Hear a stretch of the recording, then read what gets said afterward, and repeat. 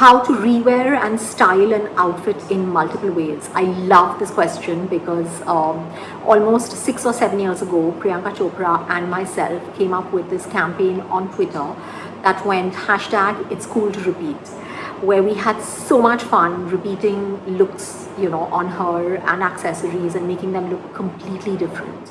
So number one, have fun with styling. Amp up your style game. You can take that same separate or that same piece of garment and make it look completely different by changing up the accessories, adding a belt, adding different layers to it, shoes, and really making it look completely different and fun. So number two, hair and makeup. You can completely change up your hair and makeup and make the same look completely different. Like for example, I was styling a celebrity with an outfit that was worn by some other celebrity in another market internationally. And we decided to wear the outfit but do it completely different. Like for example, that celebrity had worn very clean makeup, clean hair, no accessories. We did this amazing messy pony, a bright mouth, like a deep mouth and a stunning necklace, and that outfit looked completely different. So for weddings, if you have a gorgeous lehenga, I would say just change up the blouse, make something interesting, make it fun, change up the dupatta, and you have like a new outfit. So another thing you can do with an outfit is actually go to your local tailor and change it up a little bit if you've already worn it a couple of times. I've seen Lady Dinah do this. She has had this gorgeous dress with puff sleeves. She removed the sleeves and converted the dress into this lovely strapless dress, which was looked completely different. So the most important thing that I want to tell you is please remove this notion from your mind that you can't repeat, because now it is cool to repeat. Hello everyone, I hope you're well and staying safe. We all know that this is a moment of introspection. It is a moment to make amends. So I'm going to talk about a few points which we could consider going forward. I think firstly, we all know that fashion as an industry contributes significantly to environmental damage.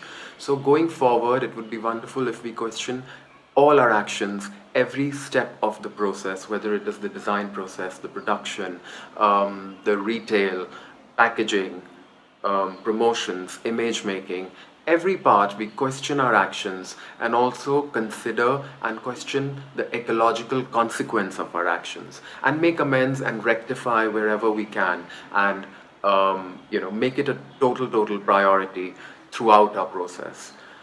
Secondly, I think we have huge resources and a huge talent pool in the country. We have great indigenous talent, whether it is craftsmanship, raw materials, fabrics, textiles, artisans, handloom. We have such a huge resource pool in the country. We should really tap into it and build an exciting new communication around this sphere of Indian talent and resources, and it would be wonderful to see a renewed vigor and a renewed excitement around this indigenous resource. Thirdly, I'm going to talk about menswear because I love it, I have been a part of it, and I've observed it. So I think that a sort of a reverse psychology is going to play along because the men, the peacocks have been locked up, so when they emerge, I think they're going to do a bigger dance. Of course, they'll consider the social distancing and whatever the restrictions of the new world we are going to be entering are going to be, but I think they will express themselves very interestingly, whether it is through masks or clothes or just the distance one has to keep between each other. So I look forward to that expression of how men are going to express themselves going forward. I also think parallel to that, an alternative point of view and aesthetic is going to develop, which is going to be extremely minimal, which is going to be based on the needs, and which is going to be almost Zen-like, with no frills. And I think the dichotomy and the extremes would be very interesting to observe. And yeah, I think adversity always brings out a lot of new ideas and creativity. It would be exciting to see how we nurture and how we channel all of that into the new wave. And I think it would be really, really exciting if the language, the communication that develops around fashion going forward is not just about the look or the outfit or the clothes or, just about the physical aspect of it, but also becomes more soulful and talks about thought and ideas and just the way we think and, the philosophy of existence, and taps a little deeper than just the body of it. And I think it would be fun and exciting and a whole new world.